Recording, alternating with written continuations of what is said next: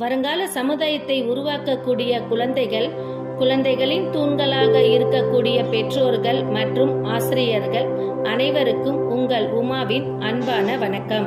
ஊராட்சி ஒன்றிய நடுநிலைப் பள்ளி நங்கவள்ளியில் இன்று ஜூன் 5ஆம் நாள் உலக சுற்றுச்சூழல் தின விழிப்புணர்வு மற்றும் உறுதிமொழி எடுத்துக்கொள்ளப்பட்டது.